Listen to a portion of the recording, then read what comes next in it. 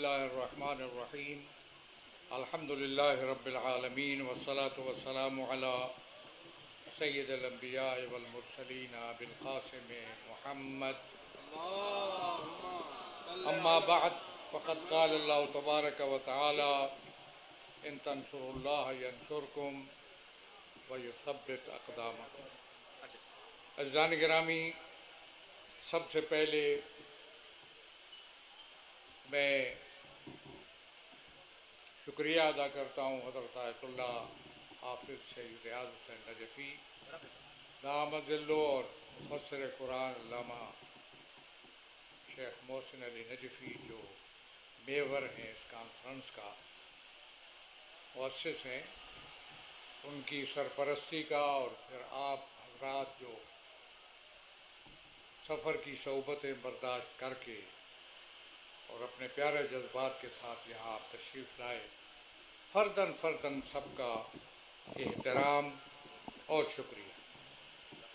मुंतज़मीन ने जिस अंदाज में बेहतर इंतज़ाम किए उसका भी मैं शुक्रिया अदा करता हूँ। मैं समझता हूँ कि ये इज्तिमा किसी बैनुल मसालिक प्रॉब्लम की वजह से नहीं है। ऐसा नहीं है कि किसी मसलक की तरफ से कोई मसला पैदा हुआ हो और शिया उलमा ने उसके रद्द के लिए, उसके तोड़ के लिए इज्तिमा किया। ऐसा नहीं है।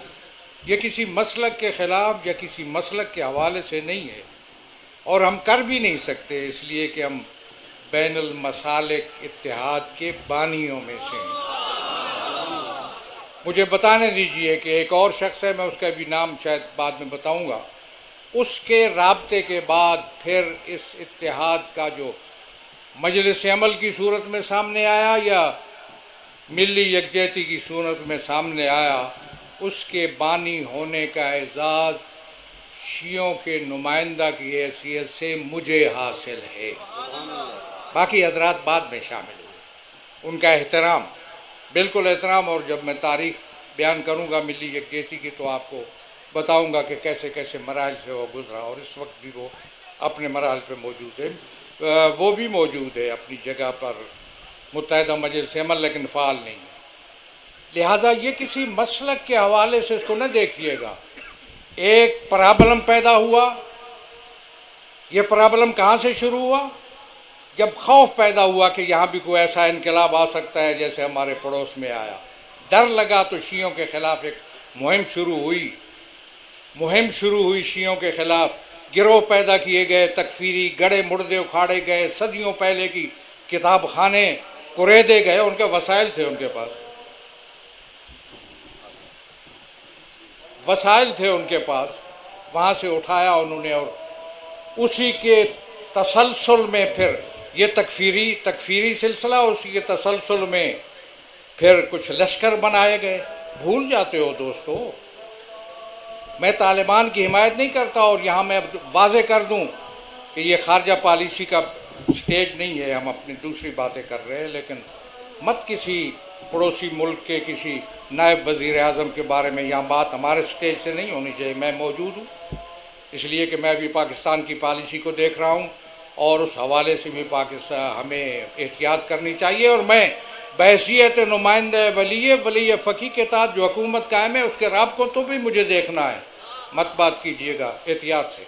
अलबत्ता दूसरे हवालों से उन लश्करों का नाम क्यों नहीं लेते? तो वो लश्कर जो बना 33 दहशतगर्द तंजीमों को उसकी सर्विसें दी गई, अलकायदा से लेकर आगे तक। उसका नाम बताओ ना लोगों को। आपके और हमारे ज़बानों पे उन लश्करों का नाम होना चाहिए कि जो शियों के वो थे, लेकिन वो भी नाकाम हुए, सिलसिला हुआ।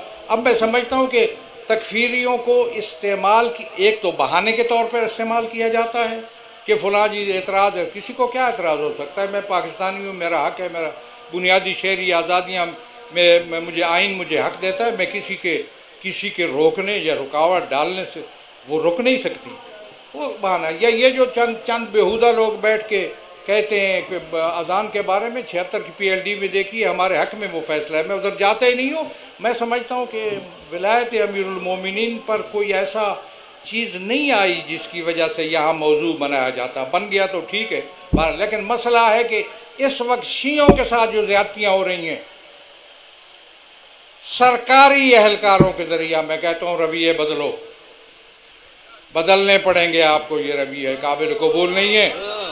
मैं कोई धमकी नहीं देता, मैं महाजाराई में नहीं हूँ, मैं गैर कानूनी बात नहीं करता। हम कल इस मुल्क के हुक्मरान बनने वाले हैं, मुझे जिम्मेदारी से बात करना है, बन सकते हैं।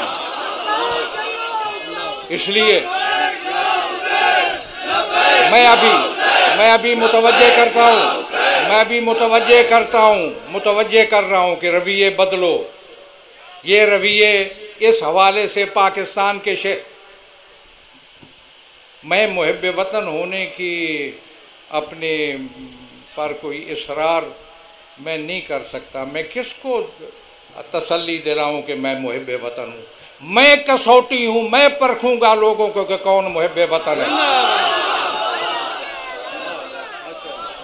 इसलिए मुझे इस बात की इस तरफ मैं जाता ही नहीं हूँ। मैं समझता हूँ कि रवैये बदलने पड़ेंगे। इक़दाम कह रहे हो, इससे बड़ा और इक़दाम क्या हो सकता है? इतने बड़ा इज्तिमा पाकिस्तान भर के उलमा का, इससे बड़ा कोई इक़दाम हो नहीं सकता। इससे जो पैगाम जाएगा हम उसको देखेंगे।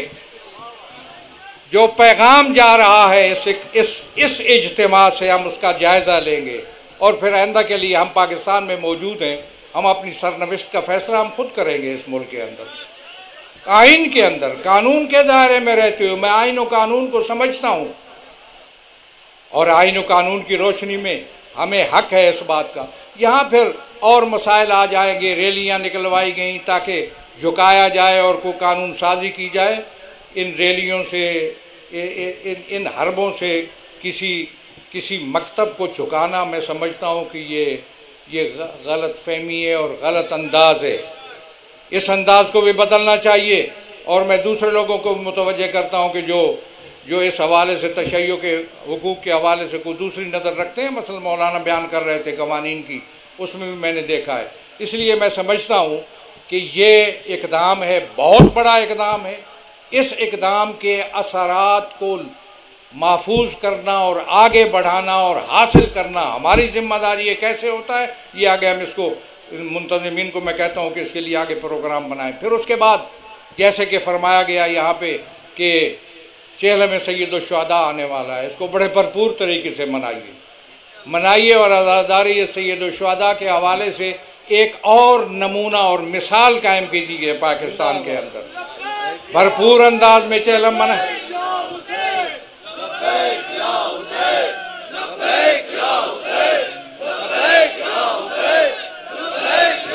चेहलम को बड़े भरपूर अंदाज में मनाना हम सब की जिम्मेदारी है। ये FIR और ये रुकावटें मैं समझता हूँ ये हायल नहीं होनी चाहिए। पूरे जज्बे के साथ, पूरे मोहब्बत के साथ, पूरे एहतराम के साथ आज़ादारी सैयदुश्शुहदा को मनाया जाना चाहिए। ये किसी के ख़िलाफ़ नहीं है, हमारा बुनियादी हक है। मैं इसी पे इख्तिताम करता हूँ क्योंकि माल इस इज्तिमा का माल है वो एलामिया जो पढ़ा जाएगा और वो करारदादें जो आप पास करेंगे। बहुत शुक्रिया।